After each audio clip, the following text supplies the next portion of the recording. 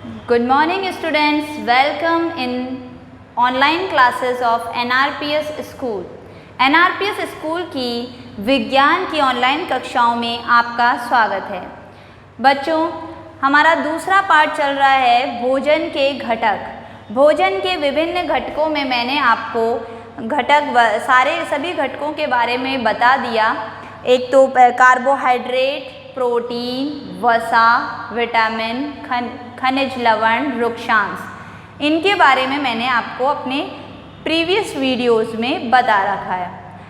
अब बच्चों, मैंने आपको कहा था कि मैं मूल्यांकन आपका लूँगी, तो आई होप आप तैयार हैं। पहले वाले वीडियोस आपने देखे हैं और उसका जो मूल्यांकन है, मूल्यांकन के लिए आप तैयार होंगे। तो मूल्यांकन प्रश्न लिखिए बच्चों। पहला,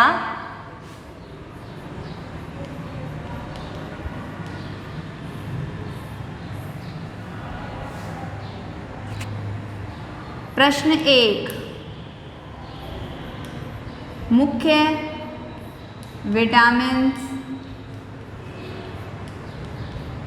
विटामिनों के नाम लिखो। मुख्य विटामिन जो हैं उनके नाम लिखने हैं। क्वेश्चन 2, रुक्षांश का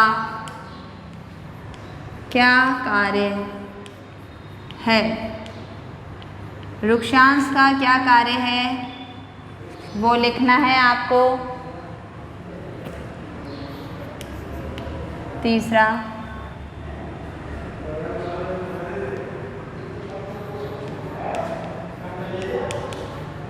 रुक्षांश हमें किन खाद्य पदार्थों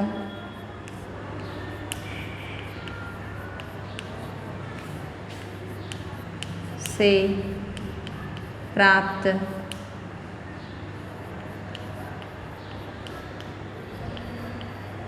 होता है? ये 3 प्रश्न हैं, एक नंबर के।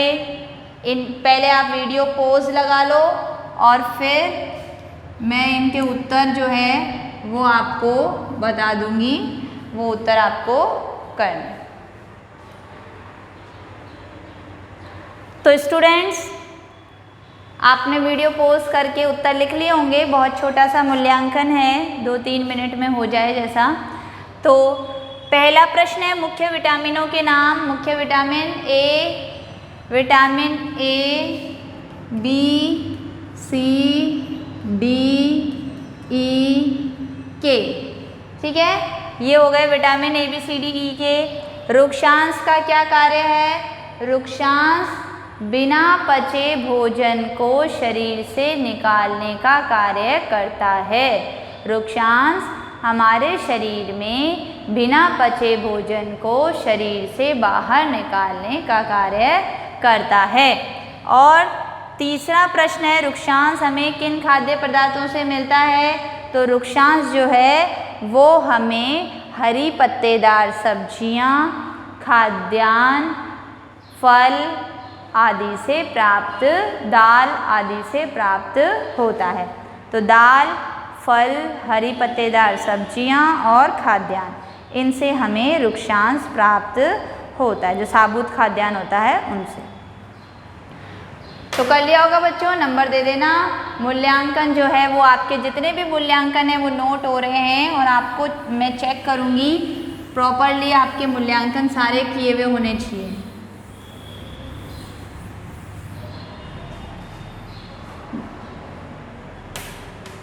अब आज हम पढ़ रहे हैं जल के बारे में। ठीक है बच्चों, जल भी एक भोजन का महत्वपूर्ण घटक है। ठीक है, तो उसके बारे में हम पढ़ते हैं।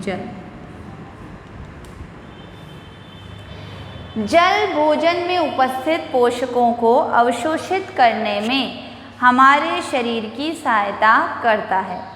यह कुछ अपशिष्ट पदार्थों जैसे कि मूत्र और पसीने को शरीर से बाहर निकालने में सहायता करता है। सामान्यतः हमारे शरीर को जितने जल की आवश्यकता होती है वह हमें उन वस्तुओं से प्राप्त होता है जिन्हें हम द्रव्य रूप में लेते हैं, जैसे जल है, दूध, चाय आदि। इसके अतिरिक्त हम जो भी भोजन पकाते हैं उसमें भी पानी का प्रयोग किया जाता है। देखो बच्चों, जल जो है वो हमारे शरीर के लिए बहुत आवश्यक है। ज़्यादातर मात्रा जो है वो हमारे शरीर में जल की है, सबसे अधिक मात्रा जल होता है हमारे शरीर में। जल का क्या कार्य है, जैसे हम भोजन ग्रहण कर रहे हैं तो भोजन जो हम ग्रहण करते हैं वो ठोस रूप में ग्रहण करते हैं, ठीक है बच्चों। उसको हम कैसे ग्रहण करते हैं, ठोस रूप में। परंतु हमारा शरीर जो है वो उस ठोस रूप में ही उसको अवशोषित नहीं कर सकता। हमारा शरीर विभिन्न पोषकों को अवशोषित करता है घुली हुई रूप में, घुलित अवस्था में, विलयन की अवस्था में, द्रव अवस्था में, ठीक है। तो द्रव अवस्था में वो क्या करता है, उसको अवशोषित करता है। तो खाद्य पदार्थों को घोलने में का कार्य कौन करेगा, जल। खाद्य पदार्थ जो हम ग्रहण करते हैं वो जल जो है वो उसको क्या कर लेता है, घोल लेता है अपने अंदर, और घोलने के पश्चात हमारा शरीर की जो हमारे शरीर की कोशिकाएं हैं वो इसको अवशोषित, विभिन्न पोषकों को उस घुलित अवस्था में से अवशोषित कर लेती है, इसलिए जल आवश्यक होता है। दूसरा, जल जो होता है कुछ उत्सर्जन में भी सहायता करता है, मतलब अपशिष्ट पदार्थों को शरीर से बाहर निकालने का कार्य भी जल करता है। जैसे मूत्र है, पसीना है, तो उसके थ्रू क्या होता है, कई अपशिष्ट पदार्थ हमारे शरीर से बाहर निकलते हैं। इसके अलावा जल जो है वो हमारे शरीर का तापमान नियंत्रित करता है। देखो बच्चों, गर्मियों में हम ज़्यादा जल पीते हैं, क्यों, क्योंकि हमारे शरीर का तापमान क्या हो जाता है, बढ़ जाता है। बाहर गर्मी है तो शरीर का तापमान भी बढ़ेगा, और शरीर का तापमान को कम करने के लिए, नियमित रखने के लिए हम जल का सेवन अधिक से अधिक करते हैं। और पसीना उस समय ज़्यादा आता है ताकि, क्योंकि शरीर की जो ऊष्मा होती है वो बाहर निकल जाती है, ठीक है। तो जल जो है वो क्या करता है, तापमान को नियमित करता है, खाद्य पदार्थों को घोलने का कार्य करता है, जिससे पोषकों को अवशोषित करने में हमारे शरीर को सहायता मिलती है, ठीक है। तो जल के कार्य,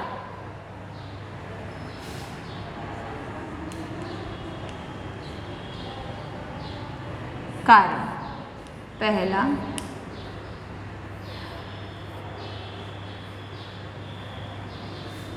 जल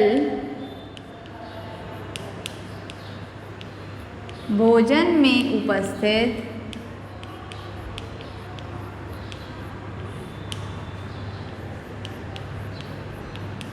पोषकों को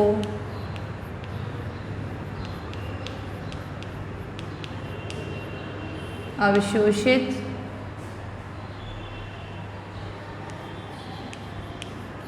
करने में हमारे शरीर की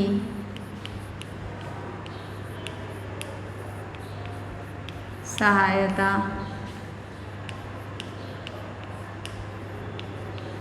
करता है। दूसरा, जल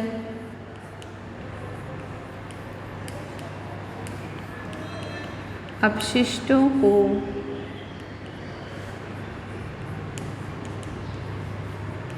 मूत्र व पसीने के रूप में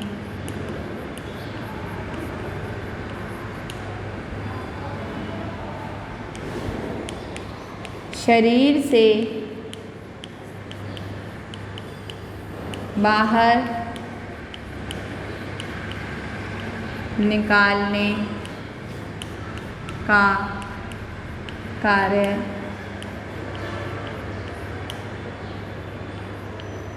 करता है।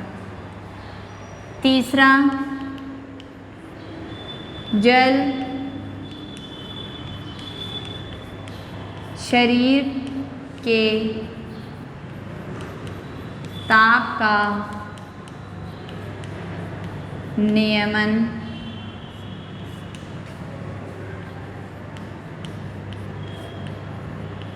करता है। जल शरीर के ताप का नियमन करता है। तो बच्चों समझ में आया आपको, जल के 3 कार्य हो गए। जल जो है वो भोजन में उपस्थित पोषकों को अवशोषित करने में हमारे शरीर की सहायता करता है। जल अपशिष्टों को मूत्र व पसीने के रूप में शरीर से बाहर निकालने का कार्य करता है।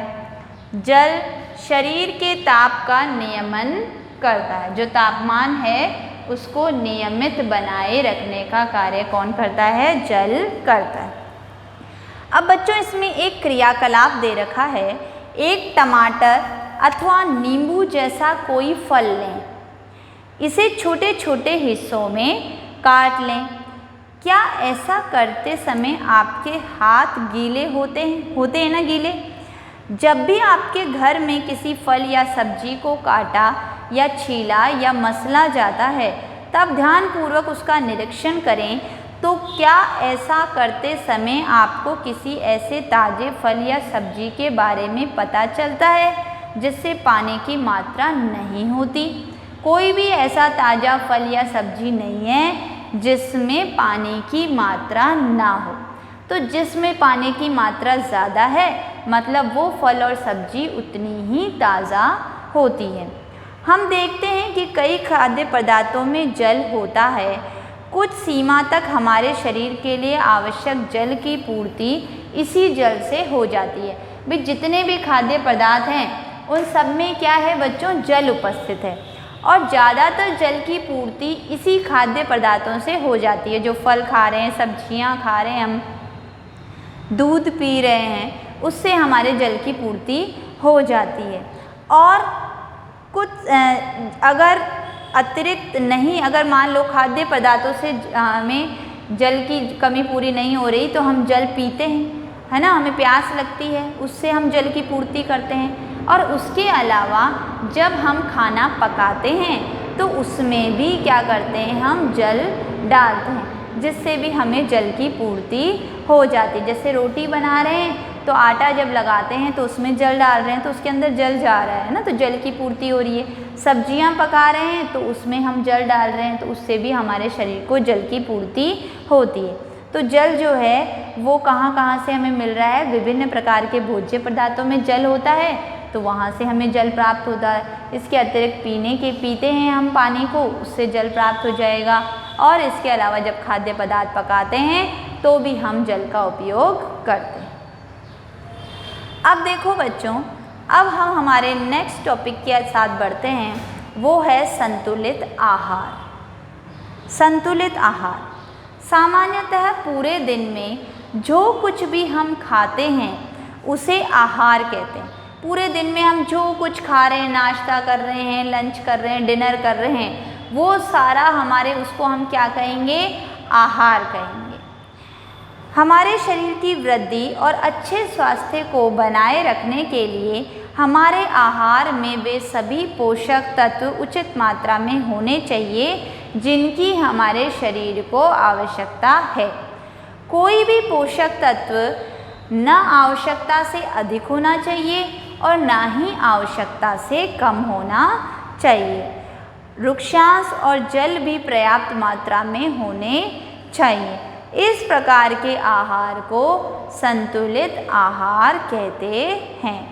संतुलित आहार किसे कह रहे हैं? ऐसा आहार जिसमें सभी पोषक तत्व जिनकी हमारे शरीर को आवश्यकता है वे उचित मात्रा में हो, इसके साथ में जल और वृक्षांश भी हो, तो उस आहार को हम संतुलित आहार कहते हैं।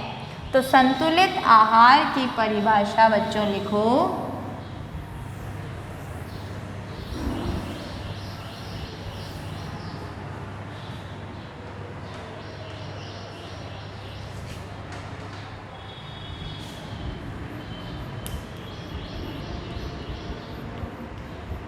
संतुलित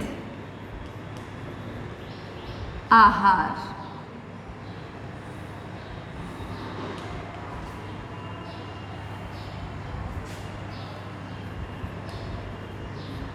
वह आहार जिसमें हमारे शरीर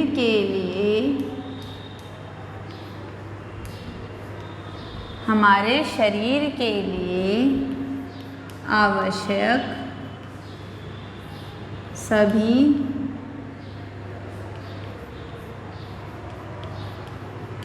पोषक पदार्थ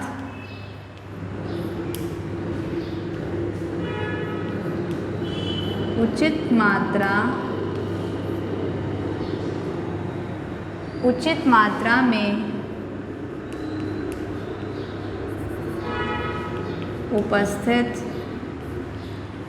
हो तथा जल व वृक्षांश भी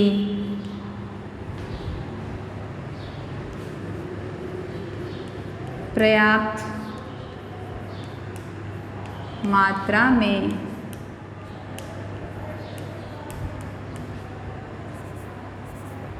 उपस्थित हो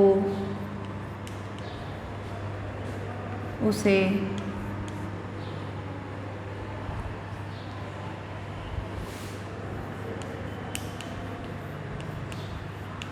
संतुलित आहार कहते हैं। ठीक है बच्चों, वह आहार जिसमें हमारे शरीर के लिए आवश्यक सभी पोषक पदार्थ उचित मात्रा में उपस्थित हो तथा जल व वृक्षांश भी पर्याप्त मात्रा में उपस्थित हो उसे संतुलित आहार कहते हैं। एक सप्ताह की अवधि में हम जो भी खाते हैं उसका हम चार्ट बनाएं तो हम देखेंगे कि प्रतिदिन हमारे भोजन में कौन से पोषक पदार्थ हम ले रहे हैं और कौन से पोषक पदार्थ हम नहीं ले रहे हैं। दालें, मूंगफली, सोयाबीन, अंकुरित बीज, किण्वित भोजन, आटे का मिश्रण, केला, पालक, सत्तू, गुड़, उपलब्ध सब्जियां, इसी प्रकार के अन्य भोजन इनमें कई पोषक उपलब्ध होते हैं। इसलिए कोई व्यक्ति अल्प व्यय में भी संतुलित आहार खा सकता है। देखो, ऐसा नहीं है कि संतुलित आहार लेने के लिए हमें बहुत सारे पैसे खर्च करने पड़ेंगे। देखो बच्चों, बहुत साधारण से खाद्य पदार्थों में भी बहुत ज़्यादा पोषक पदार्थ हमें प्राप्त हो जाते हैं। जैसे दाल है, आटे का मिश्रण है ना, थेपला रोटी जो मिस्सी रोटी होती है वो, अंकुरित बीज हैं, सोयाबीन, मूंगफली, पालक, सत्तू, गुड़, तो ये सब भी ऐसे पोषक पदार्थ हैं जो कम मतलब ज़्यादा पैसा इनके लिए खर्च नहीं करना है, परंतु ये पोषक हमें उपलब्ध करवा देते हैं। तो इसलिए ऐसा हमें हर एक प्रत्येक व्यक्ति संतुलित भोजन ले सकता है। उचित प्रकार का भोजन करना ही पर्याप्त नहीं है, इसे उचित तरीके से पकाना भी, ताकि इसके पोषक तत्व नष्ट ना हो। देखो बच्चों, क्या है कि हमने उचित भोजन तो कर लिया, पोषक जो कहा गया कि भाई संतुलित आहार में ये भोजन होना चाहिए वो हमने कर लिया, परंतु फिर भी हमें पोषक पदार्थ जो हैं वो प्राप्त नहीं हुए। तो ऐसा क्यों नहीं हमें पोषक पदार्थ प्राप्त हुए? ऐसा इसलिए कि शायद भोजन बनाने का हमारा जो तरीका है वो गलत है। देखो बच्चों, क्या है, जब भोजन बनाया जाता है तो एक तो उसको कम आंच पे पकाना चाहिए। तेज तापमान, अधिक तापमान पे भोजन के जो विटामिन होते हैं, खनिज लवण होते हैं और पोषक पदार्थ होते हैं वो नष्ट हो जाते हैं। इसलिए मध्यम आंच पे या कम आंच पे भोजन को पकाना चाहिए। दूसरा, अगर आप फल और सब्जियों को छीलते हैं तो छीलने से पहले ही उसको धो लेना चाहिए। अगर छीलने के बाद में हम उसको धोते हैं तो उसके ऊपर के जो विटामिन्स वगैरह होते हैं वो भी जल के साथ बह जाते हैं।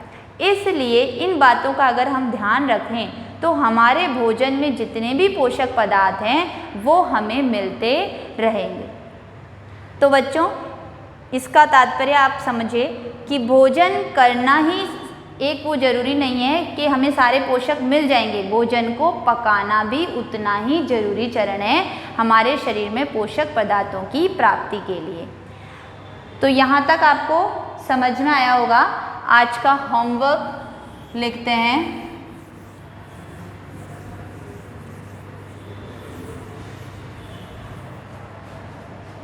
पहला प्रश्न,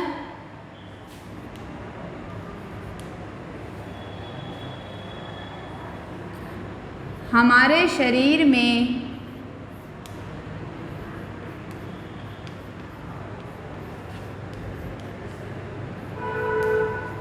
जल के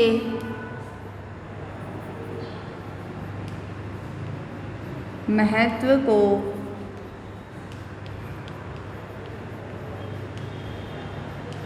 समझाइए। 3 बिंदु मैंने लिखवाए बच्चों। जल का क्या महत्व है वो आपको लिखने हैं।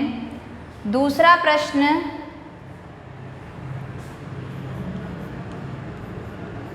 संतुलित आहार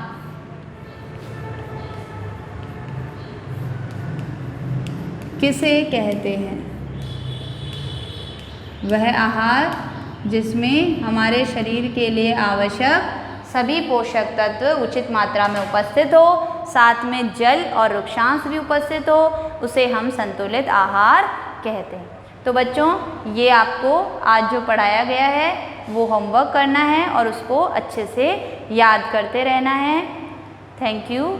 स्टे सेफ, स्टे हेल्दी।